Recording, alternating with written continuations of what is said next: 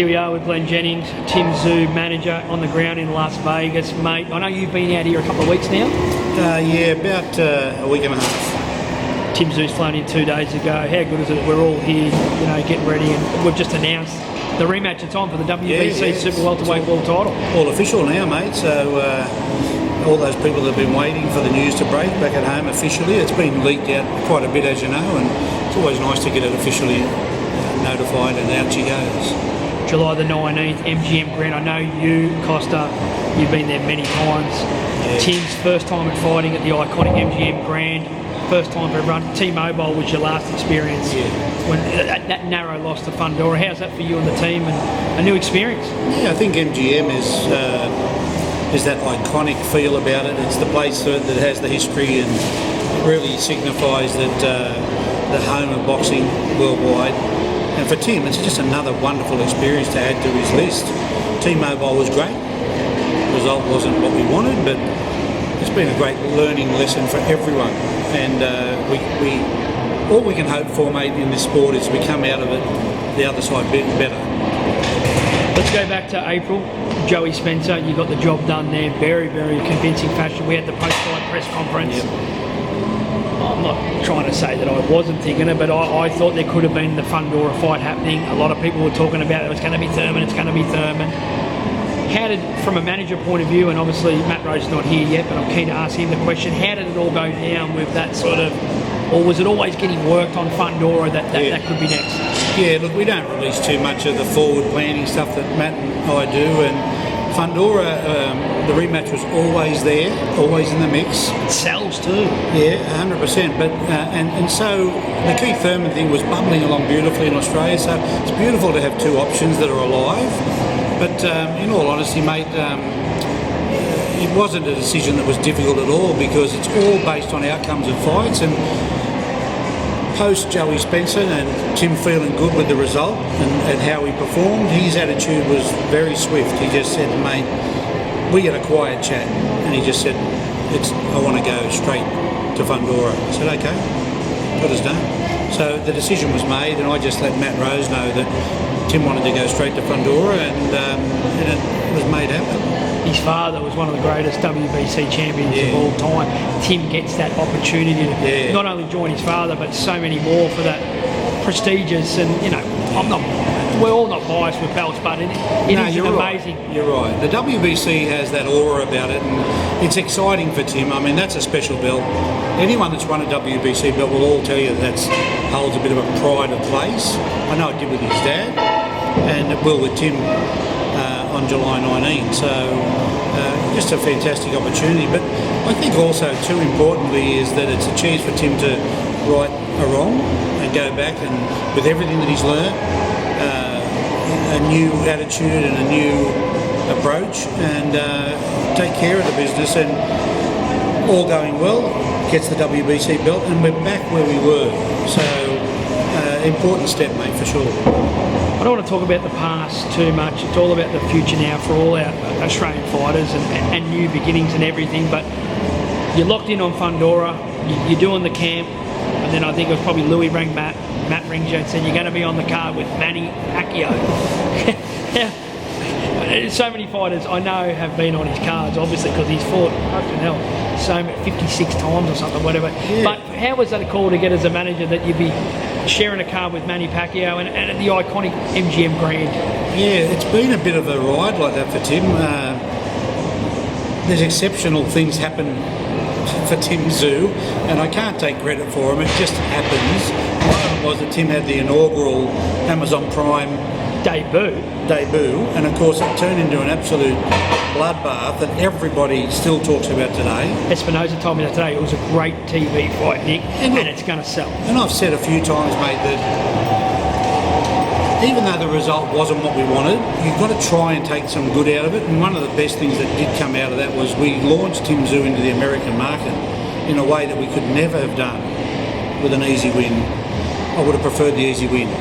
But in the absence of that, we'll take some stock out of the fact that the Americans very quickly knew who Tszyu was, because it was the warrior-like mentality. Yeah. And so this time, first of all, so excited to have Thurman lined up, Fundora ready to go.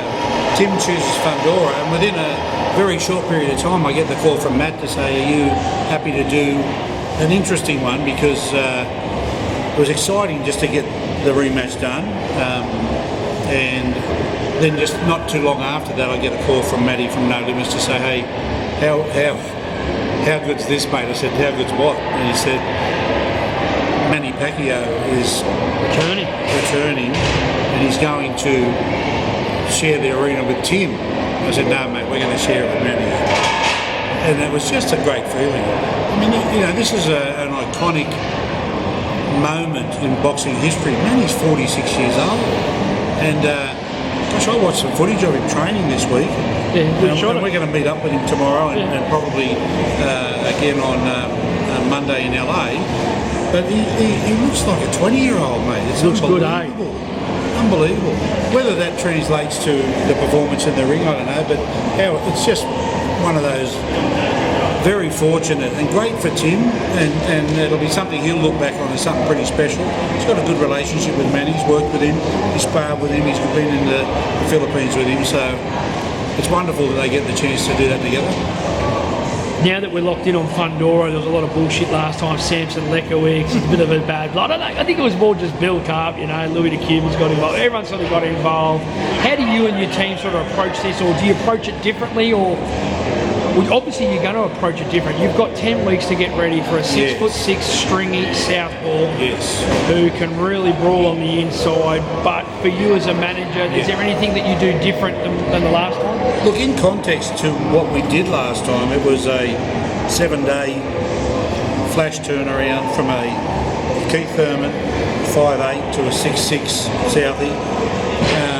And considering what Tim achieved that night, he only didn't lose by one point, and spent 9 of those rounds with impaired vision and massive blood loss. So, of course it's different. Both boys have had a good look at each other. They've shared the ring.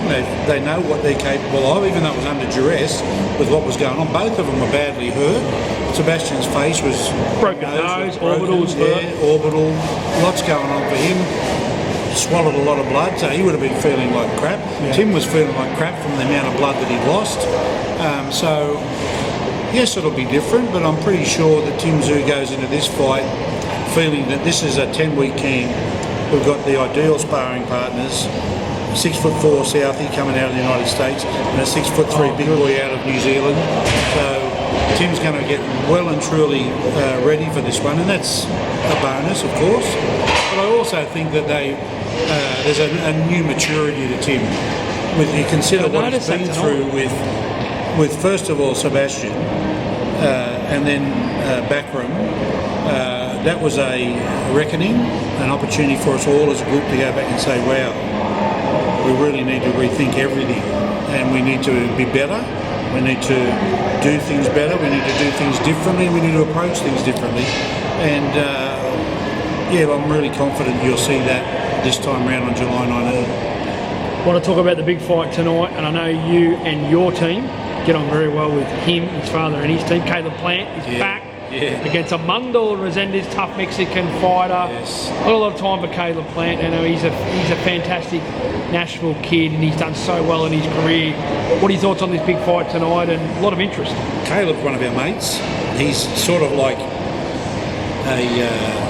a good country boy.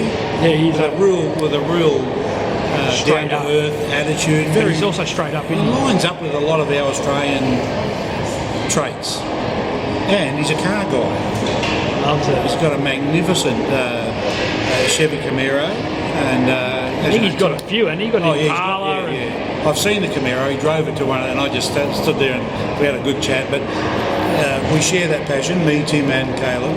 American classic cars, and of course Jordan, his wife, she's lovely. She's become a good friend as well. And I spoke to her today at the presser, and they're just a great family. And we love Caleb, and we're big supporters. And I just think Caleb's too advanced, too big, too strong. And I loved the Macumbi fight. Yeah, it's good one. I love seeing some adversity brought to the party for Caleb, and I love watching him figure that out and then take care of it. and that's who he is. He's people say he talks a lot. He doesn't. But what he says, he means. Amazing human being and what he's been through in his life. Just a cool dude, you know. He's just a lovely guy. I think he wins that fight. The Mexicans, they're tough as nails. Yeah. Caleb's going to have to work for it. I do think Caleb wins that. And the other... My old mates, the Charlos. I like Jamal, you know I like him. Yeah, look... Is he going to get the job done tonight or...? He's up against the Cornflake. What do you think of the Cornflakes? These jocks that he had the Cornflake box. Would you claim that? Thomas the Cornflake, it's a different kind of nickname, isn't it? It is. He's a pretty funny character, but he doesn't. Got an amazing story too. Yeah, he doesn't mind having a bit of fun, and him and Jamal had a nice little crack at each other at the presser, and of course, and it's going to be great. It's going to be great, but I do think Jamal's experience will shine through, and I just think he's the bigger and stronger guy. I think it'll be competitive. I don't think it's going to be an early finish. I really don't. But who knows? Tim and myself and Maddie are going to enjoy the opportunity to sit. Our friends at BBC, Lily and Al, look after us very well. Great people. So we're really looking forward, and we're always grateful to them. We come over on a very short trip for Tim, 4 days in, and straight back into sparring next week in Australia, and then we'll come back 2 weeks pre the fight.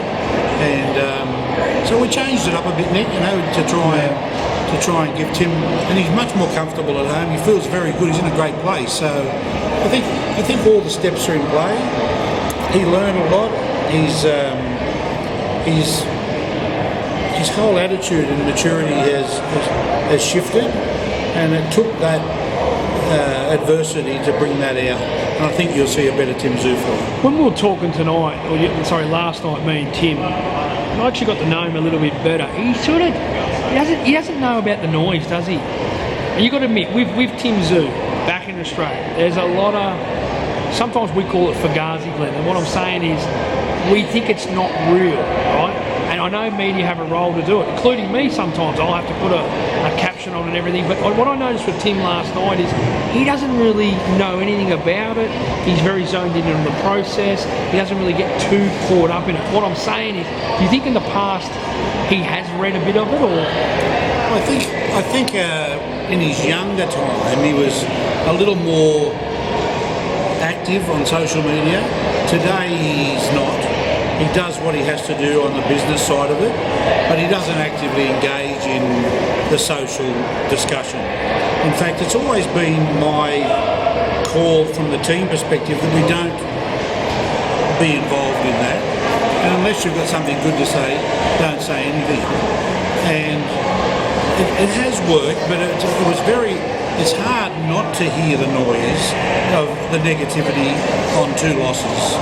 And I think that's part of the learning curve for Tim, that he realised that it's not all rosy every day in boxing. Yeah. When you take a hit and a loss like Tim did, they turn, as they do in every sport.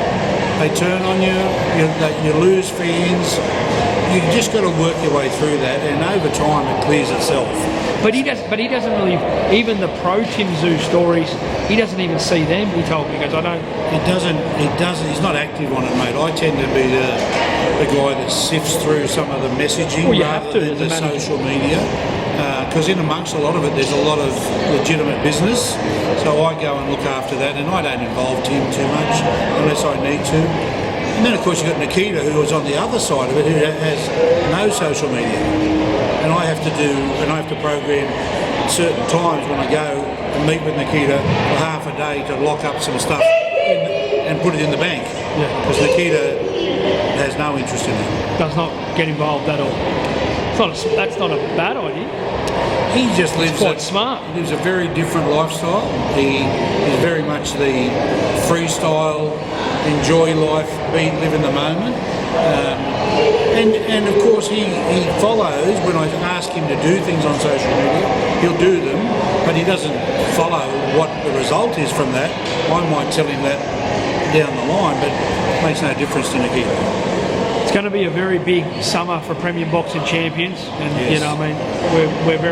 we love what they do and what they've done over the years, and we're very heavily aligned with their channels. I want to talk about the big rematch that's coming up in August, Tank versus Lamont Roach. So, you know, Manny and Barrios and Tim and Fundora take the July slot, Caleb tonight with Jamal, and then I've heard a whisper that Jamal's coming back in September, August as well. But I want to get to Tank and Roach. Who do you think wins that, and how that go down? I really enjoyed that first fight, mate. That was a cracker of a fight. Both of the boys. It was very, very entertaining and very, very easy to watch.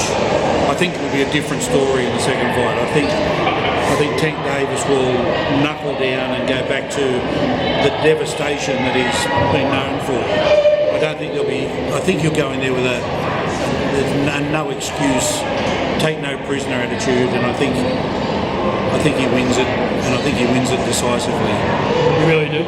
Yeah. What did you think of the stuff in New York with the guys weren't really in his weight division? There was 47 fights, catch rates at 44, and obviously Tiafoe at 44. I thought Tiafoe looked the best alive. But what did you think of that whole card? I think the general consensus was that Tio's fight was good and the others were poor. I can't be critical of anyone that gets in the ring, mate. No, but I'm just saying the show. Yeah, the show itself was very different for me. I think that level of star quality deserves better than a streetscape type environment where it was small. I know it was their own. It was an exciting plan. Times Square, New York. Who wouldn't want to do it? I think logistically, when they look back at it, they'll go, "Oh my God, why did we do that?" It was different, wasn't it? Yeah, it was. Each of those fights would have been a sellout at a major arena. T-Mobile Arena. Each one of them. But to put them all together and have sort of a, you know what I'm saying. All right, mate. Well, we've got a big press conference here today, and obviously you guys go back to Los Angeles and then back home on Tuesday. I reckon there'll be a lot of media waiting for you. Yeah, ask you a question. Back home. Brandon Figueroa was on the card. You know? You know, it was only in the last few months we were trying to get Brandon for Liam Wilson. Figueroa. So I'm really interested to watch that fight on the night. Good point in there, Glenn. Figueroa's on the card, and Isaac Cruz is going to run it back against the rematch against Fierro. So there's 4 incredible fights. There's actually 2 rematches that you guys are in one of them. Obviously Manny and Barrios will go down for the first time, and then obviously Brandon Figueroa against Melendez. So it's really an incredible card. There's nothing there that I, as a fan, wouldn't, you know, I'd be at home glued to the TV. We're going to be there, we're going to be part of it. For us, it's a bit of history. And again, I just can't thank BBC enough for giving us these opportunities. BBC, No Limits, our team, our sponsors, can't thank any of them enough, mate. Over here flying the flag. Yep.